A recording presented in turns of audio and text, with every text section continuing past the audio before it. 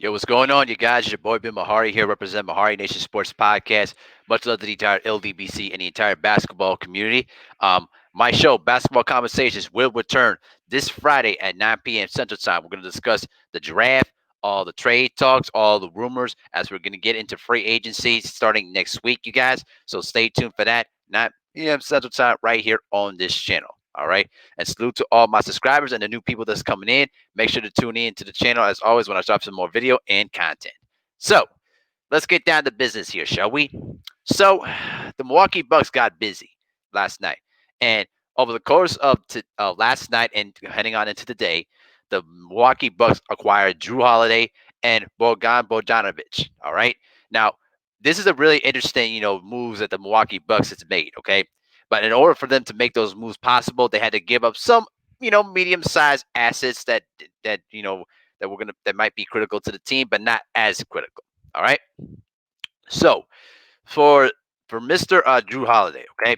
So for to acquire Jrue Holiday, Milwaukee basically sent Eric Bledsoe and George Hill and three future first round picks, the 2020 first round pick from the Indiana and unprotected first round picks in 2025 and 2027. Okay.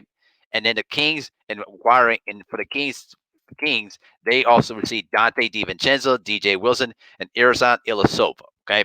Now, here's my cents about the whole trade. I do like these trades. I do. I think that the Milwaukee Bucks are making it making a message that they are doing everything they can to try to keep Giannis Antetokounmpo in Milwaukee.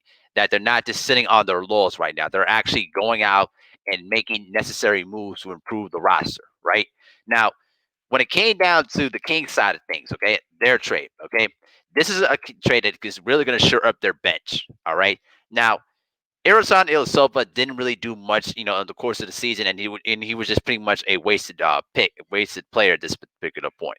Donte DiVincenzo, the kid from Villanova, I liked him, when he came into the draft.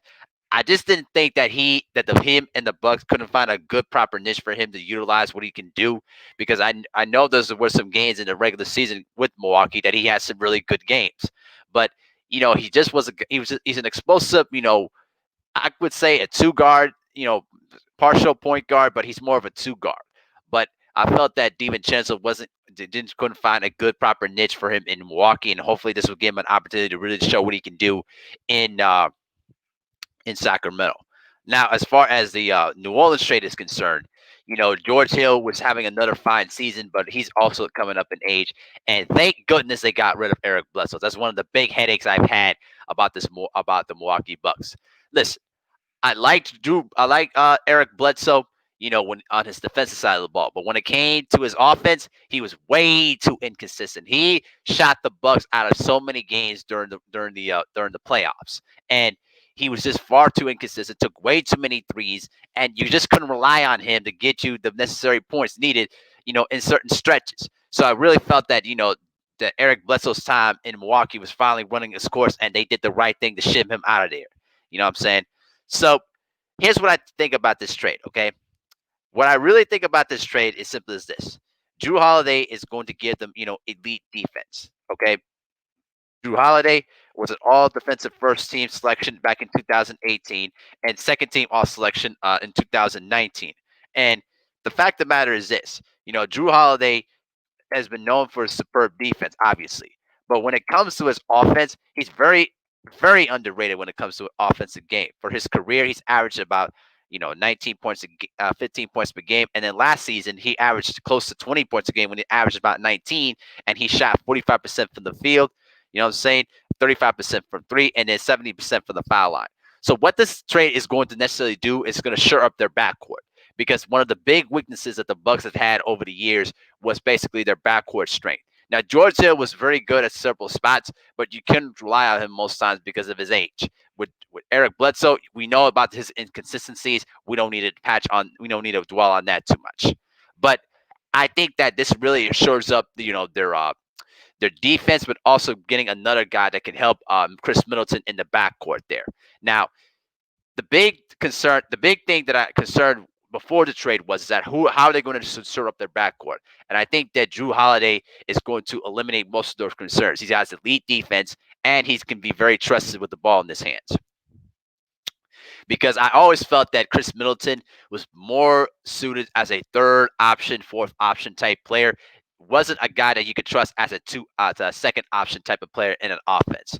In fact, before the Bucks stupidly got rid of Malcolm Brogdon, back in what 2016, 2017, I think he was actually playing some of the best basketball of his career up to that point when he had Malcolm Brogdon, as the playmaker. Okay, but then obviously, he had his plantar fasciitis injury. All right, before the playoffs.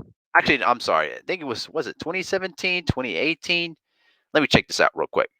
No, never mind. 2019 when they made the Eastern Conference Finals and lost to the Raptors.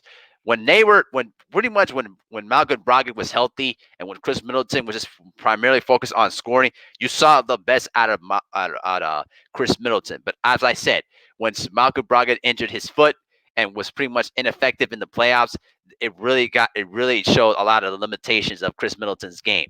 And then they basically stupidly let him walk to the Indiana Pacers, which was a big mistake on their end because I guarantee you that they would have loved to have him back because his playmaking ability eliminates so much of the problems that the Milwaukee Bucks had, during the season and one of the reasons why they lost in the second round, right?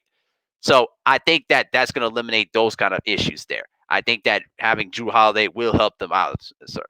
Now, and so as a Bogdan Bogdanovic is concerned, I actually do like this part of the trade too, and here's why. Okay, Mount pretty much Mr. Bogdan Bogdanovic pretty much is a really excellent versatile offensive wing that's pretty much built for the modern NBA. He's a good volume 3-point shooter and a very effective playmaker. Now, according to this article from ESPN, he pretty much attempted 9 threes per 36 minutes last season and shot 37% from the field, and that number basically jumps to 40% on the catch and shoots for 3-point shots. And what Bogdanovic likes to do is pretty much move without the ball and set up on catch and shoot situations. And he's pretty good at pretty much, coming off the screens on dribble handouts and does a good job pushing the ball up the floor when he was playing in the Kings pass face type of offense. And I think that that's one of the reasons why they were interested in getting him. All right. And pretty much why they didn't lose much when they got rid of, Bledsoe and George Hill. Now, do these moves, help them, get to a championship? It could possibly so. You know what I'm saying? I think those two moves alone, pretty much tell to the fact that the Milwaukee Bucks are trying to win a championship with the big window that they have right now. And I think that they're making a strong case to Giannis that they're committed to keeping this team competitive and making necessary changes to the roster to keep them happy. And I think that shows a lot of what the Milwaukee Bucks are doing right now. So two excellent trades on their end. Now the question is the big piece of the puzzle is will Giannis accept the 5-year supermax deal before the deadline on December 21st? All right. So that's going to be the big question coming in. I think the Milwaukee Bucks still need to pull some moves, try to get some maybe other good players to show up their bench, guys with good upside, but has some good playoff experience to go along with it to try to shore up that bench. But they're on the right path. I'll tell you that much. They really are showing the case that they're really wanting to get to the NBA Finals and win a championship. Considering the fact how competitive the Eastern Conference is now becoming right now, and knowing how Brooklyn is going to be a huge problem for them. All right, so the Bucks are making it very very clear. They're competing for a championship, and they're putting their money where the mouth is right now. So salute to the Milwaukee Bucks. Two excellent trades on their end, but they still got a lot more work to do to try to shore up that roster and convince Giannis to stay in Milwaukee. But that's just my 2 cents on the whole trade. I think it was a good trade overall. Let me know what you guys think in the comment section below.